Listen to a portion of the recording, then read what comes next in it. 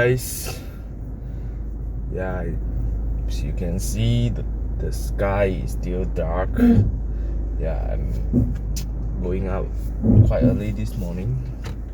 Something to do with my work. So yeah. Now today I want to talk about, have you experienced a meltdown or complete burnout, like in terms of emotional? Yeah, I think recently Bobby also experienced that because of his financial stress. His too high capacity engine, I would say GT, or I would say GT.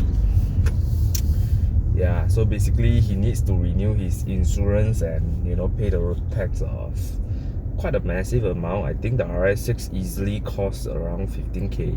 No, easily costs around 10k thereabouts.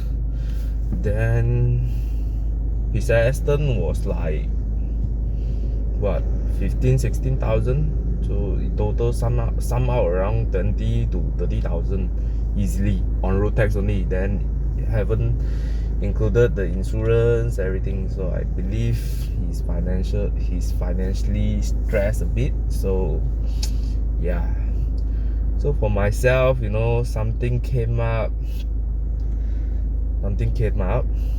Yeah, so, and every month I was like stretching myself out because my installment of the CX5 actually cost around 45 to 50% of my salary. Yes, that is what I'm getting into. So you may be wondering, how did I manage to secure that sort of loan? Well, if you ask me, because my mom knows someone in the bank, then basically it's a guarantor lah. So she's been my guarantor on this car, so I managed to pull it in. So my next question is, how you guys deal with meltdown? For myself, as you can see, from 2018 to 2020, I barely uploaded any video, because in the year of 2018 year end to the year of 2019 year end was my biggest meltdown ever. So I suffer a lot from my study. I did suffer a lot, some private stuff, and my family stuff. Both of my grandparents passed away in the same year. Yeah, because both of them heavily sick at the same time. So it really stretched out on me in terms of emotion, because these two grandparents actually grew up where I am today. They fetched me up and down from the schools. Yeah, so after school they will be with me, accompanying me in terms of like studying, after post-school study. Yeah, so they care about me a lot. Then if during young, they will bring me going out, hanging out around, see something. Yeah, so that beats me a lot. And later on I decided, I should cool off a bit. I'm not in the mood of actually doing any videos that time, because I was completely in a meltdown situation for around 6 or 7 months. Then later on I get demotivated after I secure my first job, because the job scope was pretty intense. Usually people work around 9 to 5, but that time I literally up to this year end, right, until recently, right, my job sort of like alleviate a bit. Yeah, so in the past year, right, exactly 1 year before, right, when I started to get my job, right, literally I went 8 a.m. to 8 p.m. that sort of job, even though my actual working hours is not that. So I overwork a lot. So recently when I get ease out a bit, I think a lot in the sort of negative way. When I think something, right, I think it from a negative perspective, so it actually depressed me a lot. So this is what depression actually happened. And previously when I thought of buying this car, right, I was like, you know, it's gonna, at least I used to excuse me, at least I get to use this car daily to actually, you know, sort of like cool down myself, because I'm a hyperactive kid since young. Then ever since I grow up, I start to like, you know, chill down a bit, tune down a bit.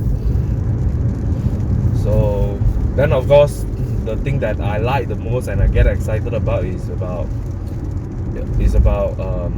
driving.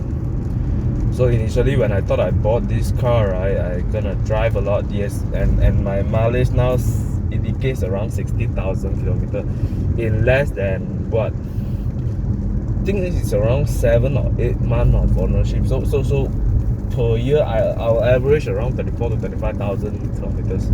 So I use this car quite a lot daily. Then previously I work over a lot, so I work overtime, and basically I work 7 days each week lah, almost like every week during the period of MCO. Yes, so that's how intense my life is. Then later on when I get depressed, I went out to drive, you know, as if you really know me, I did join the Penang One Better Drive, but I joined for the, after 3 times I sort of like, you know, yeah, get bored, because it's basically the same route lah, huh? So every day literally went into the jam, you know, saw all these idiots driving, right? It's gonna spool your mood up a bit. Then things went really negative at times. So later on I decided, you know, I can't do this anymore. I said, you know, this life is too short to, you know, full of negative. So I thought I would start recording and chat with you guys. So basically, if you are really depressed, listen to me. Just go do whatever things that works for you. Yes, because previously when I was studying in KL, I believe I met many Horizon members. I think Con that time went to the Mazda 3 pre-launch in Japan, so I didn't get to catch up with him. Then I did catch up with him just right before the G20 330i launch CBU that time. Then I went to Werns, then we had a chat. Then yeah, basically my life in KL is so freedom, I would say. During that moment of stress out, right, literally I just, you know, went out, just walk by your own. It works for me lah, huh? So I get to sit on MRT, LRT, then I saw the scenery out there. You know, the view on the MRT line that is, you know, elevated for like 4 to 5 meters, right? It's gonna make you think a lot and view a lot of things that is, you know, not in below lah, huh? Not in the roads, you know. Basically you get to calm down. Then I went out to the COM drive, the Cars of Malaysia drive, which Horizon team created. So I rented a Soul car, then just went to drive. Then that moment, right, is the most happiest and exciting moment that I had. You know, all these people, right, when you find the correct person to talk, right, then they will be, they will actually look, things, people aren't bad in such a way that they actually support you. So this is what, so basically when I created any videos, right, it was an inspiration from Bobby and the team. They actually transformed me into getting into this line, and especially Crispy. I think, yeah, Crispy, you were such a kind person to talk to me so much about. Previously, when I decided to get into a Mazda diesel, you told me everything about the diesel, because you was like sort of fooled by Burma's when you get the Mazda 6. Yes, I still clearly, vividly remember this scene, you know. So that time COM, I really met a lot of people. This is quite true that, you know, what we always emphasize, you know, good, you know, fresh grad, if you have money, just buy the Z4 or TT, you know. Then, yeah, you meet different kind of people, then it actually transform the way you think. So previously, I also recently I also experienced some sort of meltdown, you know. Then I think back what I did in the past, you know. I've been stopped filming or going to events like Mercedes-AMGs, you know, events like, you know, the urban hunting, the Mercedes EQC launch. So that time it was quite a busy schedule. I even had the EQC footage back in my laptop, but I feel that footage, no lah. The EQC don't ever, you know, it wasn't seen in the Malaysian market, you know. So no, I decided not to upload that. So I also did my first, actually my first shoot was with Range Rover Velar. That time I didn't get the permission from Jaguar Land Rover. Of course, it was my bad. Then I decided, you know, to respect all of them. I did not upload it, but, you know. So basically, when I not in the correct mood, right, I decided to keep myself calm, think all over again what I did in the past. Then, if you've seen my Instagram story, you have seen from 2018 to 2020, I gained 100 subscribers, which is quite a remarkable amount to me. It's not as much as, you know, some other YouTubers or journalists, like, you know, Bobby just reached 100,000 subscribers. Achieving this kind of milestone is not easy for him, starting around 2016 or 2015, forgotten. Yeah, but to him, to us, it's just the numbers lah, but it's a kind of achievement. So when I experienced heavy meltdown in my home, what I did is I'll go out and drive, because if you go out and drive, right, you will think differently. So you need to pay attention to the road. You need to pay attention to those assholes when you are driving fast. But of course, previously I didn't drive fast lah. I was a bit, you know, tuned down. If the guys who know me, right, I'll, you know, just whack all the way. Yes, during the BMW M Performance Drive, right, I literally went very, you know, I just tell the instructor lah. If you know few of the instructors like Kenneth Chew or Ivan Kong, right, I went to a drive with Kenneth Chew before in the Mini Cooper S. He's one of the instructor that really pushed the car to the limit. So that time got few jokers actually. No lah, I don't want to mention that sort of thing, but they thought they are very smart or what, or they are very skillful. What they do is, when I was understeering in the Cooper S in MEX highway, if you know MEX, the Maju Expressway, KL Putrajaya highway, right, we ran literally like 190 to 210. It was in a heavy traffic, but actually the slow lane is unoccupied. We stay on the fast lane, but then of course August on the fast lane lah. We slow down to 140. Then we approach Kembangan toll. Then there was a few chicane. So the Mini was equipped with the Cinturato, which is a crab tire. So that time the Mini didn't has all-wheel drive. Only the club, if not mistaken, the Clubman has and the Countryman has. Then I went literally understeer with the Cinturato. Then I was in my line and this joker thought he's very smart, cut into my lane. Then I think Kenneth Chiu saw the incident right there. Then go have some words with the idiot there. Then he told me, "Whoa, bro, you first time joining?" Then I said no. In fact, it was my third time because previous run with the instructor, they actually behaved to the speed limit, which we can't test the car in terms of performance. We went literally like 110 km/h at Duke. Then I was driving the 6 Series. Yes, I was driving the 630 IGT. Then literally it just feels that it underutilized the car. Then that time I met Luis. Yeah, Luis is a BMW owner. I think if you guys really follow him, you guys know.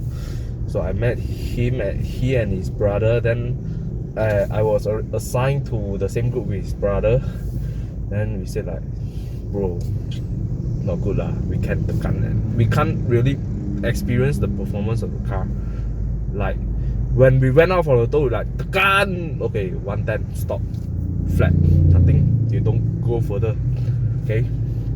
Then that moment when I met Kenneth Chiu, he really pushed the car. Then later on the return leg, we did 230. I think Kenneth did around 250 that time at MEX. So like wow, he just told everyone, you can't believe car one, because that time I was in car one. Then you can't believe car one and I do what speed. Then I was like 230. Yes, that was crazy. Then there's a chicane at Bukit Jalil there. We was about to exit the Bukit Jalil ramp. Then I think that few corners I just let go. I just let the jokers pass because they have all-wheel drive. Then I was like suffering understeer that time, and then I back off. The X3 handled damn well. He went around 150 at that high speed chicane. I was like running 150, then I slowed down to 130 because I was experiencing understeer. I don't want to take all the lines on the lane. So I was like, okay. Then he told me, bro, you drive fantastic. Oh, before that, there's another few corners I was also experiencing tough time. Then you guys claim that you drive damn smart inside a BMW Club Malaysia. Then you humiliate me, right? I told you guys are a bunch of jokers. Seriously, you don't know what you did. But all you did is buy a BMW or a Mini and you show off. Yes. Recently I was like cat flamed by people when I was giving advice in Facebook. Damn, you guys are seriously idiot. Then, so back to the topic. Yeah, this was my journey back in KL when I experienced a downtime. Yeah, then in Penang, there's not much road to drive, honestly, unless you go into the B roads, which has high traffic volume. Oh, there's a crash there. So yeah, guys, I think driving actually helps me a lot. Then I started to, you see, recently I didn't upload quite a number of videos because I was experiencing a meltdown. I don't want to, literally I don't want to talk with people. Yeah, and I don't have the thoughts of filming. So at the end of the day, this car actually transforms the way I think. Yeah, so think driving actually, you can drive when you are down, but just be careful and don't drive fast, because fast is gonna drive fast in a safe manner is good, but when you are emotionally affected, right, drive fast will actually kill you. Yeah, because drive fast, if you are driving fast, then your mood is not good, right? You tend to lose concentration, then you will experience near misses or even crash. This is not the way to go lah, huh?